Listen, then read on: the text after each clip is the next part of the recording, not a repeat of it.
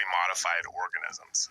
Pigs that glow in the dark, chickens that grow without feathers, and even goats that produce spider silk proteins. But what really gets people riled up are genetically modified foods. The prospect of eating somebody's science project turns the stomach of those who aspire to eat so-called whole or natural foods. But what exactly does genetically modified mean anyways? And how are those foods created? To answer these questions, we need to go back in time about 10,000 years.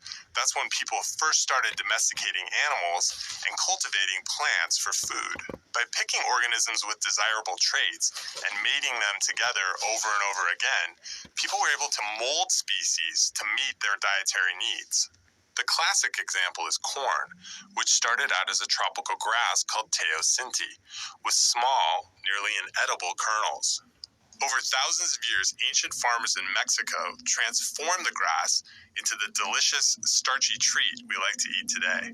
We now know those ancient farmers were manipulating the DNA of the teosinte plant. As few as 5 changes to its genome, the long strands of DNA that encode for proteins, create the dramatic differences we see between teosinte and corn. Scientists call this process artificial selection, and it's made all kinds of unappetizing plants edible, from wheat to rice to almonds and bananas.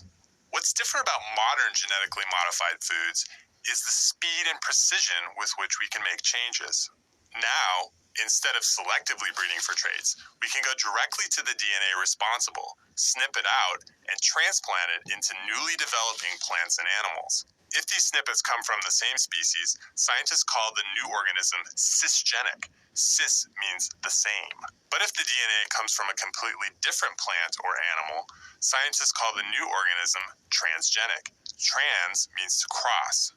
Those fluorescent pigs, they glow green because they contain a gene from a luminescent jellyfish. And in the last 20 years, we've begun to see the food equivalent.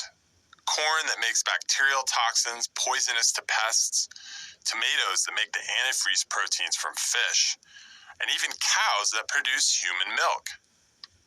So you may be wondering if this kind of overt manipulation is safe.